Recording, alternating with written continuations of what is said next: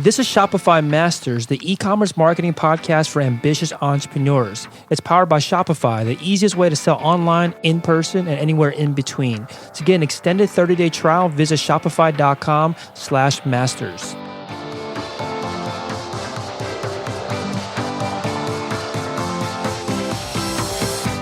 Hey entrepreneurs, my name is Felix and I'm the host of the Shopify Masters podcast. Each week we put out podcast interviews with successful e-commerce entrepreneurs or experts to give you inspiration, motivation, and actionable tips to increase your traffic and sales so your store can generate the sales you need to live the life you want. On the last episode, Shilpi Yadav from Karakapas.com explained how she started a $1,500 per day business even though she doesn't like taking risks. In this episode, you'll learn from an entrepreneur that started a business as a digital nomad, traveling from Medellin to Austin to Chiang Mai, Thailand. In this episode, you'll learn what kind of questions to ask to get the right feedback when testing a product, how to stand out when reaching out to influencers with your product, and why it's better to launch all your marketing at once rather than over several weeks. Today, I'm joined by Chris Cage from Green Belly Meals from greenbelly.co. Green Belly Meals sells ready-to-eat super meals that provide 1/3 of your daily nutrition for a healthier and more productive day. It was started in 2014 and based out of Newton, Georgia. Welcome, Chris.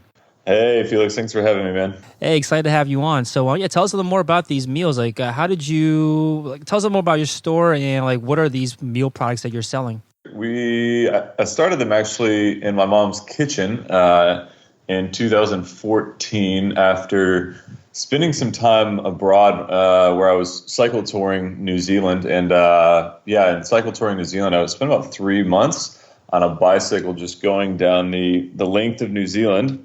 And I was kind of camping out on the side of the road every night and cycling up to 100 miles a day.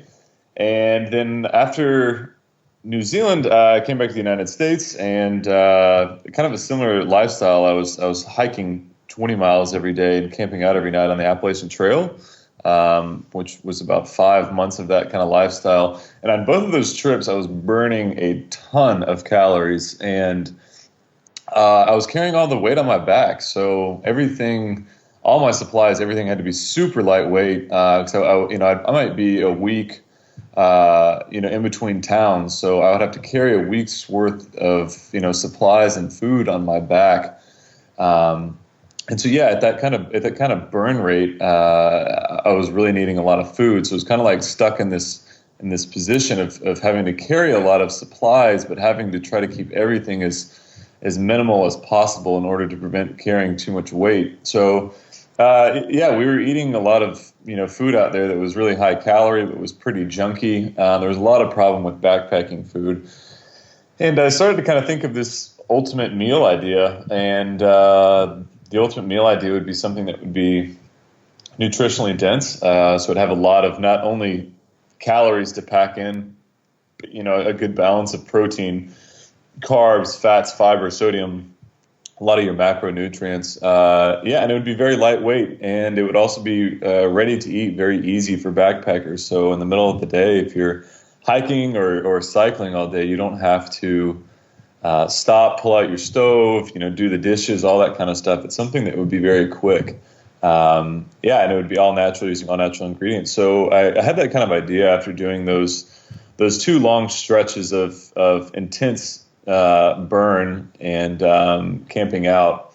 And I came back and moved in with the parents. And I said, I don't really want to go back to corporate America. I want to start a business. So I started working on that kind of ultimate meal concept, and then Green Belly kind of, formed from there. Cool. So you mentioned before we started recording that in 2014, you were testing the market out. You were working, you said, with the food scientists at the time, and did a series of soft launches to, just to test the market to see if there was demand out there for a product like this. Tell us a little bit about this. How did you? Well, first of all, I'd love to hear more about how you connected with this food scientist, and then tell us a little more about how you guys worked together to create the different iterations or the very first iterations of the product. Sure, definitely. It's a good question because I don't know, for all the listeners out there that have done product development or are thinking about doing product development, I had no background in food or nutrition even for that matter. The only background I had, like I said, was I was a big backpacker, and I kind of knew what was out. I was familiar with what was out there on the market. I was much more familiar with the market than I was developing a product. So that was an area that I acknowledged very early on was not going to be something I was going to pour a lot of time into trying to, polish and become an expert at. I just kind of acknowledged that nutrition was something I knew nothing about. So, I tried to find some contractor. And I knew I wanted a contractor versus an employee. I scoured the internet for any kind of food scientist / chef to help develop this meal. So ultimately, I think it was, it's called Upwork now, but at the time it was called Elance. I don't know if you remember when it was called that, Felix. Yeah. But there was a food scientist, and he helped me formulate the product. And then we did lots of iterations, and I took the product to different hiking festivals, really trying to get some feedback saying, oh, this has too much salt, or, this tastes too sweet, or, this is too crunchy, too dry, all that kind of stuff. And then felt confident about a product. I guess that was about July 2014. Yeah, and then we're talking about soft launches of the product. I don't really know if at the time I viewed it like a soft launch. To me, it was launching, but looking back, at the time, I truly just had no entrepreneurial experience. So nowadays, when I'm launching stuff, I'm like, I really have a lot more knowledge in how to do it, and know that at that time, I really was I was not doing as much effort as I should have been in launching the product. But what specifically what I was doing was, I guess it was PR outreach essentially. I had some connections, I don't know, very small connections with kind of medium kind of hiking celebrities, if you will, from being, from backpacking so much. And I kind of sent it to them for some feedback, and did a lot of cold outreach on my own. So, if there was a blog or anybody who was doing anything in the outdoor space, particularly the backpacking space, I was reaching out to via cold email, just saying, hey, I've got these green belly meals. They're 2 bars. They pack in a ton of your nutrition. Do you have any interest in trying them, giving us some feedback? So at minimum, they would, say, hey, it's free food. Why not? So I would ship them some product, and they would get back to me and say, hey, it's, too dry, too whatever. Or they'd say, hey, it's great. Do you mind if I post it on my blog? So that was really how, and I had just set up a raw template on Shopify, a very kind of out of the box Shopify theme. And I started generating some sales very quickly by doing that method of sending out free product to influencers, And I think the biggest one at that time was actually Bicycling Magazine. So Bicycling Magazine picked up Green Belly and did a full on. We were actually on the front page of bicycling.com. Yeah, and it was like, this is really cool. So that was kind of the first stages of the launch back in late 2014, after we had the product ready to go, is really PR outreach and really reaching out to a bunch of different bloggers and backpackers and that kind of crowd. Yeah, definitely want to talk more about your experience with PR in a bit. But you said something earlier that really caught my attention, which was that you knew a lot about the market, but you didn't know much about the product that you ultimately end up developing. This food products. And the question comes to my head is that why not try to find a product? Why not try to find a product category that you also knew about? Like, what made you, I guess not necessarily so sure, but what made you be willing to take that risk and go try to build a product that you didn't know much about, even though you did have a lot of experience knowing the market, because you are, an ideal, basically, target customer? Yeah, that's a good question, and I think after spending, a couple of years in this business, that would have been something I should have considered more, honestly. But at the time, it was just really the idea, I was really set on this idea, and I felt like there was a void in the market. So it was, I think particularly early on, it's all about the idea, not necessarily the execution, and at the time, I just thought this idea was just going to, it could fill a void in the market. So I really was obsessed with creating, that product versus something that I might have known more about, or, anything like that, Yeah, and when you don't know about the product or about how to develop a product like this, how do you, obviously you hired this contractor, this food scientist to help you out, but how did you make sure that you were able to contribute your knowledge to develop this product? Like how much were you involved in it to give your particular feedback, or did you kind of give the reins to the food scientist? A little bit of the knowledge of the market I was very familiar with backpacking meals out there. So they're like, a lot of freeze dried meals. I don't know if you've ever heard of like Mountain House or Backpackers Pantry or some of those kind of guys that do, essentially like rice powder and dried meat and dried veggies, and you throw hot water in there and seal it up. And then there were also, a million bars out there. So I was kind of familiar with a lot of the stuff that was out on the market, just from my own taste buds. So from there, that kind of gave me a little bit of confidence to know when we were getting just even some very raw early stages, products that he was sending me samples, and I was, I could generally guide him in a, kind of like the 80-20 effect. I could kind of guide him 80% of the way and say, you know what, this is just way too X or way too Y. And then once we kind of had that 80% product, the final 20% was kind of let's get some other people's feedback, not just Chris's taste buds. So when you took it to these festivals and you met with other backpackers or other outdoors people to get them to try the product, what was your approach? Like, how did you approach them? What kind of questions did you ask to make sure that you're getting the right feedback? Yeah, I threw on. I guess first of all, I cut up a ton of little, kind of like you would at the grocery store, just see like a bunch of toothpick kind of things, chopped up little bars on a tray with toothpicks. But I actually threw on a big lime green afro. Nice. And I just wanted to kind of, I guess, draw attention and catch some people's eyeballs.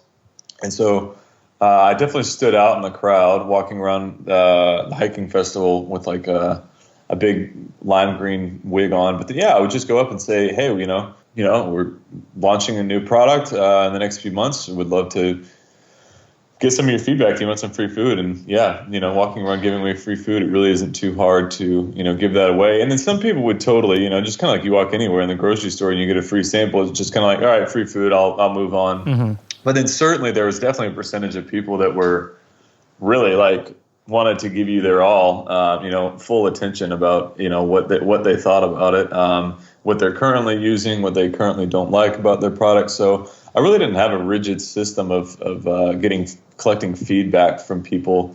I was really just kind of, hand out the samples and see what people thought and see if there were any consistencies on what they thought. Yeah, I think once you immerse yourself in the community around your customers, you can't even help it but absorb the feedback that they're giving you. It doesn't have to be a super formal, questionnaire or anything. Just getting out there and listening to them will eventually kind of infiltrates your own psyche and gets you to understand their perspective a little bit more. I think one of the difficulties, though, is especially with a product like this, where it involves taste, you could get conflicting feedback, right? Like people might say it's too salty, someone might say it's not salty enough. Like, what do you do when you get this kind of conflict? Yeah, and that definitely happened. And we still get that to this day. We get messages all the time saying, make it sweeter, make it saltier. Mm-hmm. Why isn't it so dry? Why is it so wet? All that kind of stuff. I guess, there's just you just kind of got to stick with something, like what feels right, what feels like a general common consensus, what feels right to my taste buds. And then just kind of run with it. You're not going to be able to please everybody in the crowd. So as long as you can please most people, I felt like that was pretty good. Yeah, maybe just pay attention to a lot of the trends, the themes, and when it comes to kind of 50-50 split on things, then you might have to just go with your own intuition, which you definitely should not, discount. So it sounds like when you were getting started for the first time, and you kind of alluded to this, these soft launches, and looking back at that time, it didn't feel like soft launches. You're kind of just, launching and iterating the product.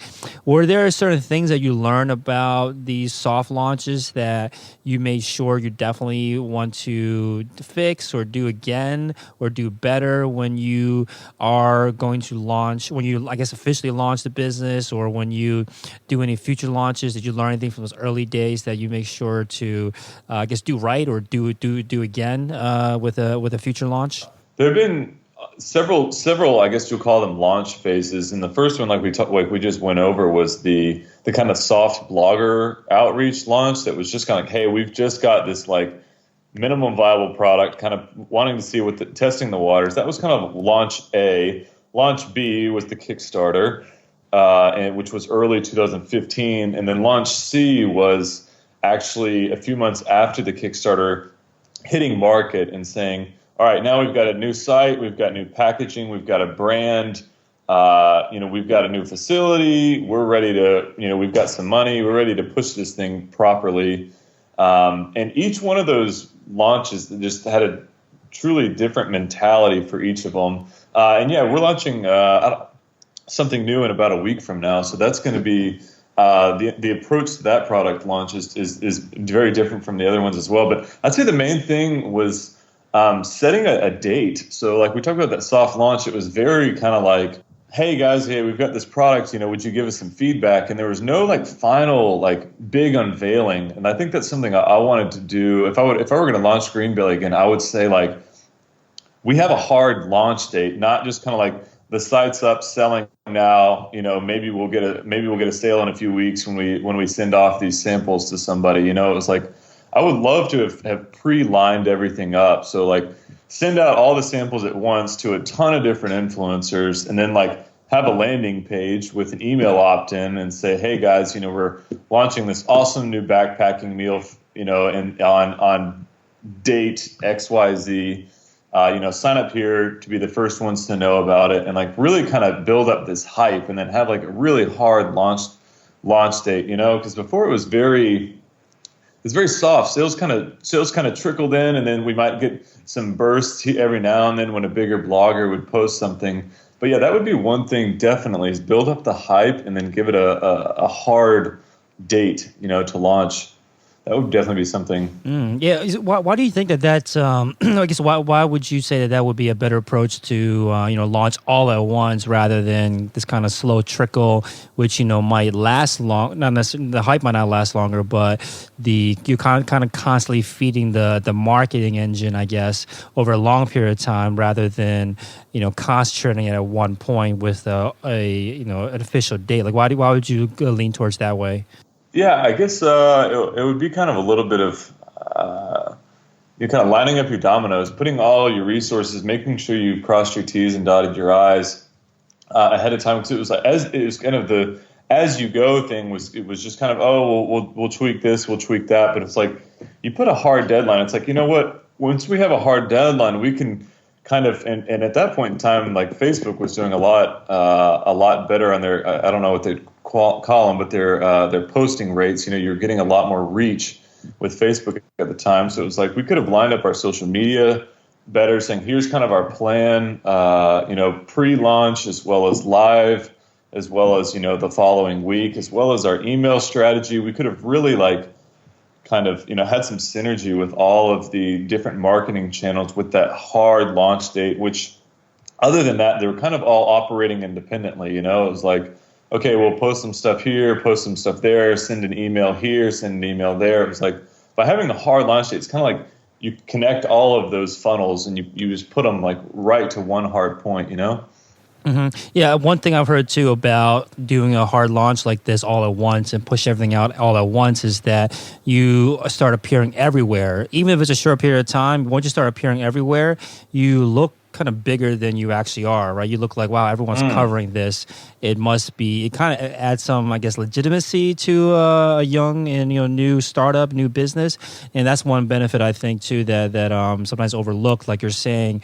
I think, when people are starting off for the first time, starting their business for the first time, they kind of just learn as they go and place pieces here and there. So I don't think it's a problem with that, especially when you just need to get going. But like you're saying, once you kind of have it figured out, once you have a business and you're doing future launches for new products, new product lines, I think it definitely makes sense to line all up at once. But I think the issue then is that it sounds like a lot to manage, right? Because you're no longer just, focusing on one blogger a week. You're focusing on, 50 bloggers or whatever the number is. You're focusing on a lot of people, a lot lot of kind of pieces you're juggling all at once.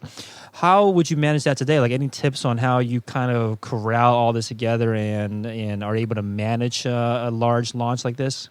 I'm not really. I don't know if I'd have a one piece of advice.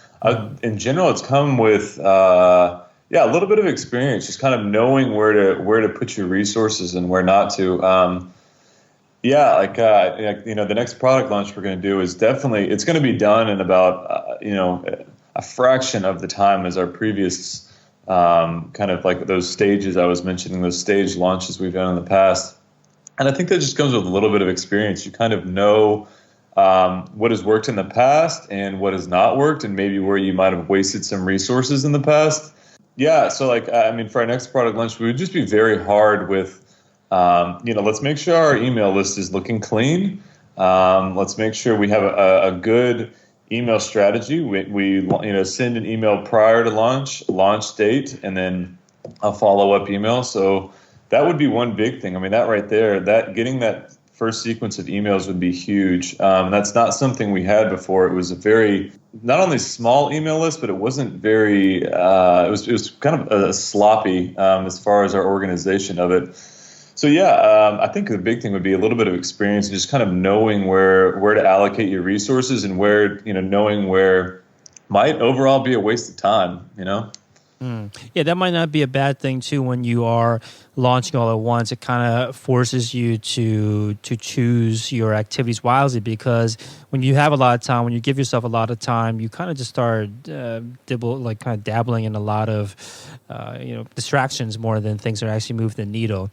Do you remember? Totally. Yeah, do you remember how much you invested at the beginning to get to the stage of actually having a product that you were happy with? Even before the Kickstarter launch, like maybe by the time that you spent the funds on hiring someone help you develop the product, and then coming up with the iteration that you were happy or proud to start selling. Do you remember how much it cost you initially? Yeah, I've been asked that before, and I know I've given out different numbers for this answer. And to be honest, Felix, I don't know the exact answer. I haven't ever gone back and actually seen those early numbers, but I would venture to say contracting the food scientist, a few, 6 months of my own salary, getting the site, getting all that kind of early stage packaging. I would venture to say $15,000. Mm-hmm. Yeah, that was, and I think looking back, could have done that even for less and lighter, definitely. But yeah, I'd say roughly 15,000. Mm-hmm. And what kind of, I guess, challenges do you find with starting a business that essentially has a perishable good, right? Because it's a food product, and I'm assuming this is going to last longer than other food products because of the nature of the product itself. But it still eventually will go bad. Is there any, I guess, challenges that you encounter that you think might be specific to food products? Yeah, that's definitely been, when you're talking about early stages and selecting a product and to launch for your own new business. That's something I definitely had no appreciation for, is the shelf life and potentially expiring inventory. So there's this constant push-pull that we deal with managing inventory, right? So you want to make sure you can meet the demands of the customer. So if people order, you're not out of inventory. That's not good, and you're just losing money then. But also on the flip side, you don't want to overproduce and have a bunch of inventory sitting there that could potentially expire and not be bought. So that's one of our definitely pain points is dealing with inventory and ensuring that we have a comfortable level that's not over or underproduced. And that just takes a lot of time on our end, Mm-hmm. As well as in sourcing the ingredients and all that kind of stuff. We have ingredient inventory that also needs to be managed. So I wouldn't say to an entrepreneur that's thinking about going into food to steer away from it because of that, but that's definitely something to consider, because I know a lot of my entrepreneurial buddies. First of all, they might have a digital product which there's no inventory at all, or they might have a physical product and be on Shopify, but their inventory is non-perishable. It might be anything non-food related, but it's a nice thing to not have to deal with. For sure. And I think you mentioned that once you did get the the site up, the business took off pretty quickly. Were you able to keep up with that demand early on with things going so fast, and especially like you're saying, one of the issues is with inventory management? No, in general, I was not able to. So there was the first 6 months of sales were very inconsistent, but they were also, I was living at home with my mom, so I was really trying to bootstrap this, and I had a little bit of savings prior left over from my corporate accounting job that I was using for this. But yeah, I was making everything by hand with my mom in my mom's kitchen. So when we would get a big PR outlet push it, we would cook night and day in the kitchen trying to meet demands. Which didn't happen. It didn't honestly happen too much. We did what we needed to do when we had to. But I think the big step for Greenbelly was getting a proper facility set up, which really helped take that off my plate, not have to deal with that from a time, and as well as fulfillment, order fulfillment, all that kind of stuff. But yeah, those early days, that was definitely something that was very, very stressful, was dealing with that demand, as well as your own labor and order fulfillment, all that kind of stuff. Mm-hmm. Yeah, I think it might be interesting too to talk about this facility that you had set up, because it's definitely, I think, different than the typical physical good manufacturers that a lot of listeners, a lot of other guests have spoken about. So tell us a little bit more about this. Like, what is the facility? Like, how is it different than, I guess, a typical physical manufacturing facility? Sure. Without knowing too much about other physical products and how they manufacture, but my understanding is they'll do big runs less frequently. So, maybe they go into production once a year, and then they sit on the inventory for a year. And then, when next season rolls around, if they have a new fashion or new kind of style, they'll go into production again for the new year. Greenbelly is obviously different. Like we just discussed, was the fact that it is perishable. So yeah, we got a facility in Kentucky. They've been superb. And that took a lot of cold calling on my part and Googling that took a lot of time to try to find a good partner that I felt was working. But in general, I wanted to find somebody who was already in food production. Again, the learning curve. I did not want to have to be responsible for understanding all the USDA regulations of getting this facility set up. I didn't want to have to train employees to deal with food. That's just not an area that I was super familiar with. And so I wanted to get a facility that was already set up and making their own food, and wouldn't mind some overhead being, split between the two of us. So yeah, I spent a lot of time finding them, and then I found a good partner that had some extra space for storage. They also had extra time and availability in their facility to go into production and produce food, and they also had employees that they could allocate to put on this. So from there, we developed a contract and said, hey, let's we go into production about every week with them. And they produce Greenbelly straight from the facility and ship from their facility. Oh, so you found like a different like food brand that wasn't in some kind of like large scale facility. They were just producing their own products, and then you reached out to them to see if they had some extra, bandwidth to take on your products. Is that how you approached this? Yeah, exactly. So my initial approach would be kind of like what you might think of as, well, there are a million bars out there. Why don't you go ahead and find another, bar manufacturer to what's called the term co-packing, and co-packing means co-manufacturing somebody, private label your product. But that turned out to be I'd done no good solutions. I talked to some bar companies. It seemed like they might be a good fit. There's always something that would not work out with them. The big one was right off the bat was minimum order quantities, which a lot of people run into. Is we were wanting to fulfill our Kickstarter orders, which I actually don't even remember how many meals we were actually doing off of that first Kickstarter, but it was maybe 5,000 meals, 10,000 meals off that first run. But yeah, a lot of people to even talk to them to do a bar run. They wanted 500,000, and it was just like, we just can't deal with that. And then the second thing was is we have unique packaging. So we had a kind of a zip pouch, and you have 2 bars within that package. So most bar manufacturers, that's not what they do. They have single bar packages. They couldn't fulfill, they couldn't package 2 bars in one package. So kind of right there, I was really, hitting a lot of walls and like, how on earth are we going to get these made? And it kind of went back to, why don't we find somebody who's already kind of producing food and can do this on a smaller scale level?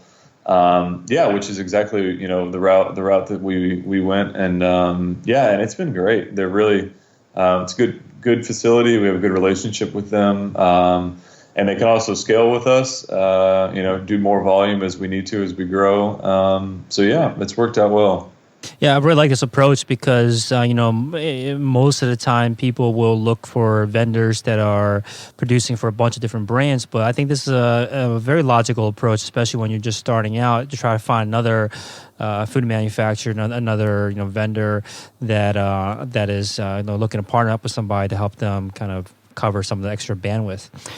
So one other thing I really like about your product is the packaging. It looks very professional. It looks very, clean, and the design is awesome and everything. Like, how did you get this made? Like, how did you get it designed, and how's the packaging actually created? The great age of the internet is, I initially started off with, I think the first like raw packaging I ever did was from, I think, just Googling, graphic design, like food packaging, and finding a few different listings that popped up on Google.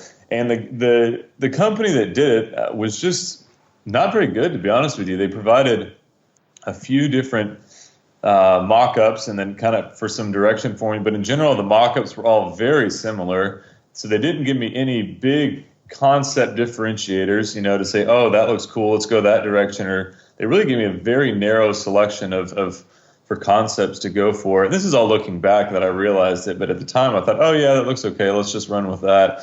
So what I did for the second round of packaging, which is what you're currently talking about, Felix, is 99 Designs. Are you familiar with them? Yeah, love them.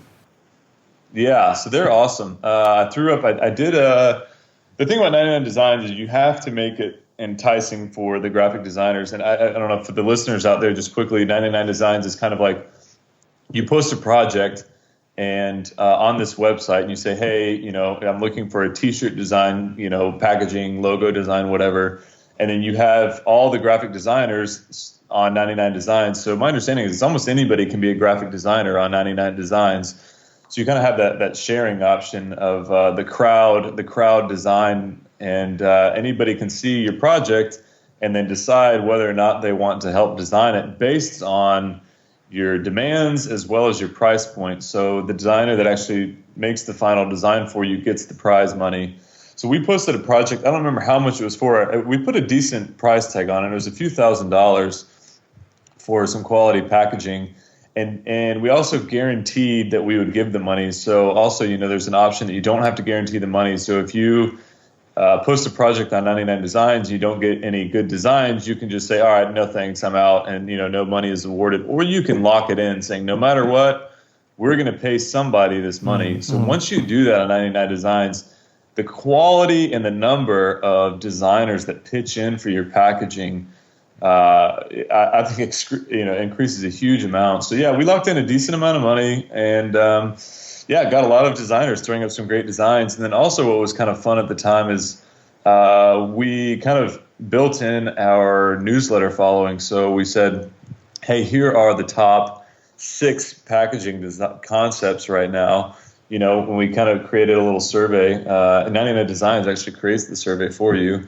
And then, I kind of said, what are y'all thinking? And then this packaging right now that we have overwhelmingly won. So that was enough to, for us to kind of, go ahead with it. 99 Designs was great. And so you actually had your email list, your customers, your potential customers vote on the design they like the most? Exactly. And this was also right. This packaging was being designed. We raised almost $20,000 from that Kickstarter. So that money was going towards creating, their green belly meals. So we had a few months between raising the money and actually delivering the product. And in those few months was, part of that was lining up the packaging. So I said, hey guys, you gave us your money for the Kickstarter. Here, we're going to design the packaging for you. So, what do y'all want? And that was also kind of just some feedback for, what direction should we take the packaging for, when we're actually live and selling on the site. Mm-hmm. Awesome. So you mentioned earlier on that the soft launches and even your approach today is to work with these influencers, and you sent free products to them.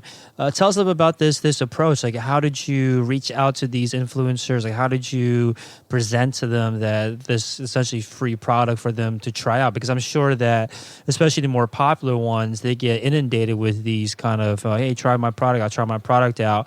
How do you, stand out, I guess, in that kind of environment? I'd say, a couple of things. One is I hear other entrepreneurs talking about, when they do PR outreach, they kind of create a template and then hand it over to their VA to kind of mass blast different influencers, mm-hmm. and they don't seem to have much success. The approach I've done has been pretty personal. So. Which I don't know if you mind me even mentioning, Felix, but when I was talking to you about coming on the podcast, I tried to be specific to you, and I also tried to make sure the email wasn't too long when I was talking to you. I wanted to just say, hey, Felix, I truly am trying to talk to you, and I also want to make sure that you don't have too much to read for this, so don't make it an overwhelmingly long email.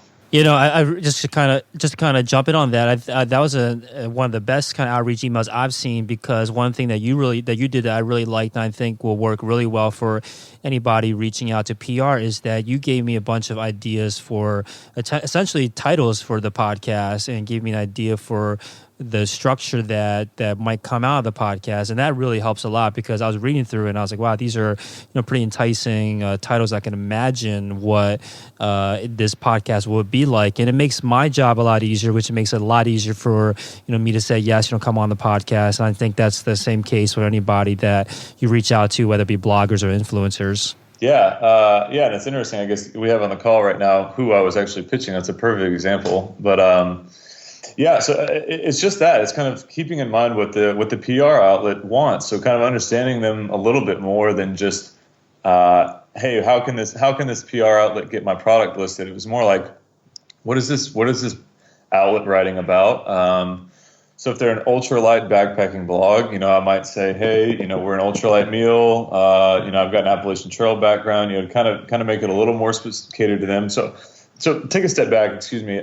I personally pitch everybody. I make sure my signature says founder. I think that says a lot more than, a team member, right? It shows that the mm-hmm. founder is actually reaching out. It's from my personal email. I address everybody very, very specifically. So, I'll definitely use the custom name. I won't just say, hey there. And I'll definitely try to say something a little bit unique about them. Like I enjoy XYZ about, whatever they're writing about.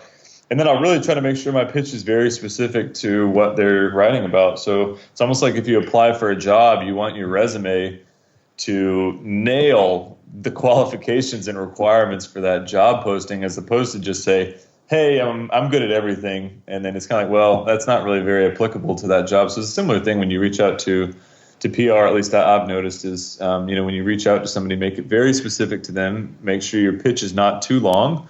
I think ideally like 4 sentences. And talk about them. What can you do for them? What do you have for them?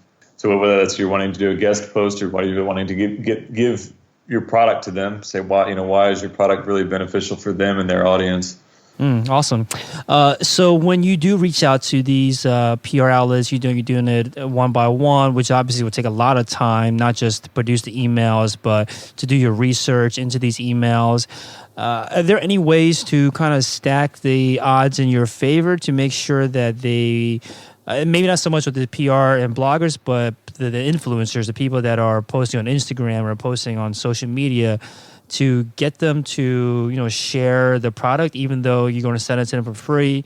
Any ways to increase the odds of them actually trying the product and then sharing with their followers? Sure, that's something I would like to get better at. That's not something I've been the best at. Yeah, and I think that's a little bit of a sidestep, but that's something is affiliate programs would be to say, hey, if you share with our custom link and refer any sales, we'll give you 10 or 15% of all sales referred. I think that's one approach that we could do. That's not something we've done. We've done a little bit of it and has not been successful. That's something I would like to polish more, is really trying to line up kind of an army or kind of green belly disciples, if you will, and really incentivize them to push it somewhat systematically. So if that's on their social media or whatever their main outreach method is, if that's social media or email or in person at events or wearing a shirt at a race or whatever that might be. But that's something we honestly have not been too good at, is really once we reach out to them, say, hey, will you post this or will you not post this? When will you post this? It's kind of been a very hands-off process, which, hey, maybe that has worked to our benefit. It's, it's no pressure, kind of, if you want to try this, great. If you want to write about it, great. If not, no worries. Maybe that actually has been a good approach, but in general, that's something I want to work at is getting, a more consistent system for some of those influencers to being kind of on the green belly team, if you will, Mm-hmm. Makes sense.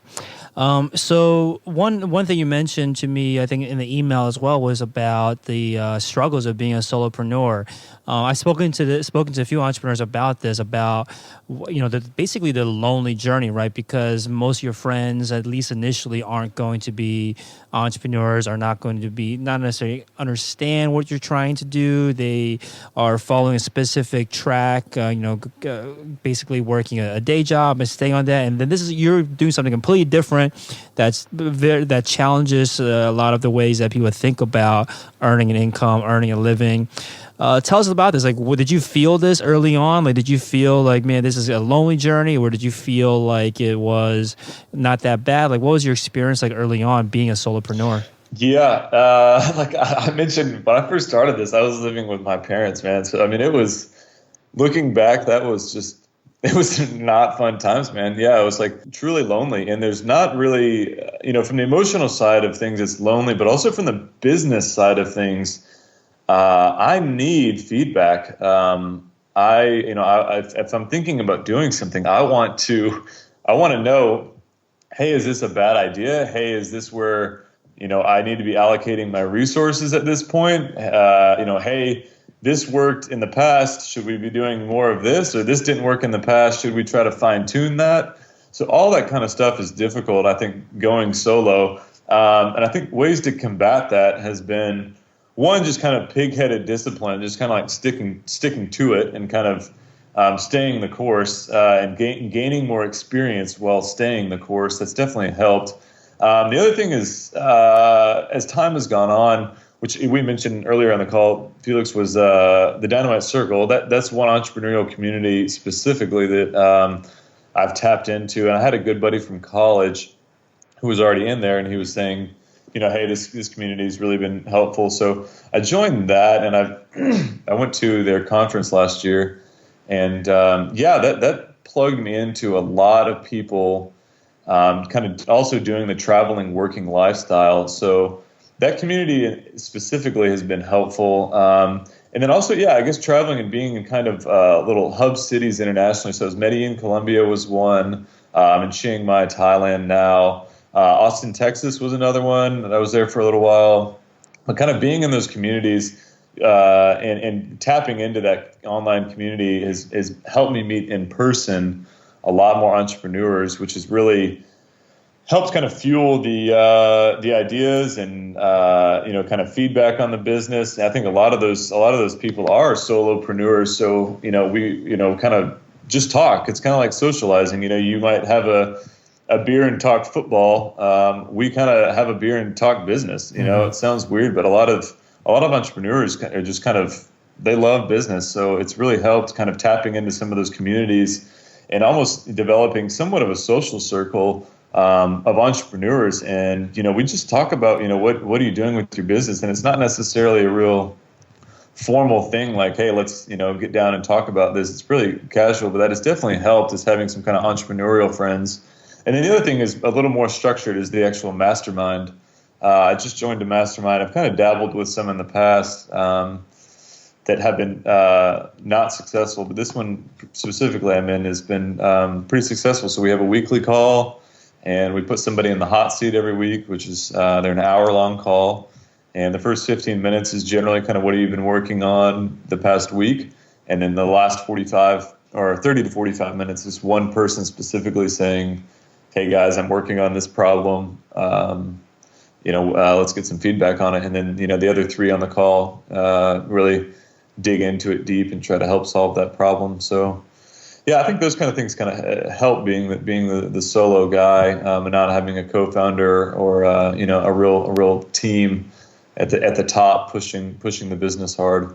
Mm-hmm. Do you find that a community or a mastermind, is this something that makes sense at every stage? Like if you have no idea what kind of business you want to start yet, like now obviously you don't have a business yet, don't have a store up yet. Is it too early to join a community or a mastermind like this, or do you think that there's a place for it no matter what stage you're in? Yeah, and I guess this community specifically, I was talking about, you have to have revenue. They do have, I don't know what all their guidelines are, but they do have some filtration process. So if you're totally idea phase, that one would not be the best for you. But yeah, and I think that's a good point, is finding a community, or at least a group of people that are in a similar stage as you, is really helpful. So yeah, I would say at any stage, try to find somebody, because right now, I would prefer not to be in a mastermind with somebody who's in the product development phase, as well as somebody who's making, 7 figures a month is not going to want to be on a call with me. So yeah, I guess that's it. Trying to find, somebody who's in a relevant stage of business. But by all means, I would think it's extremely beneficial to have always at least some support group that's not just your buddies from corporate America. Really try to have somebody who's on a limb, trying to push the limits, doing their own thing. Do you? I think it's another kind of concern that some people might have about joining these masterminds, is about how transparent you are expected to be with your business. The masterminds I'm a part of, we'll talk about numbers, about revenue, about expenses. We'll talk about all that kind of stuff. Do you what are your thoughts on that? Have you ever had legitimate fears about sharing much about your business? What kind of, I guess, advice do you have for people that might be fearful of being too transparent with their business? Yeah, and I guess similar with you and your calls, it sounds like y'all are pretty transparent. I know this one specifically it hasn't been going on that long, maybe a couple months, but we're pretty transparent. I think the more transparent you are, the more benefit everybody can provide, and vice versa. You can provide them. It's hard to dig into a problem if you're not really knowing how severe it is, or vice versa. If somebody's doing great, you want to know some numbers. So I think I would always vote for being as transparent as possible, and I think maybe a little bit that is trust. Making sure that people in your group aren't somebody that's going to be out there to get you. But I think the chances of that are pretty slim. So yeah, mine specifically, we're very transparent.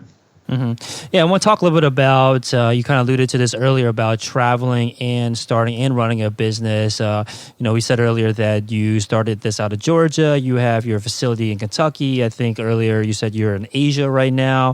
Tell us about this. What are some of the pros and, I guess, cons with starting a remote business like this? Sure. The first thing, I wanted to start a remote business because I wanted to travel. That was kind of one of the big incentives behind Greenbelt, is I wanted to travel, and I needed a cash cow to pay for that.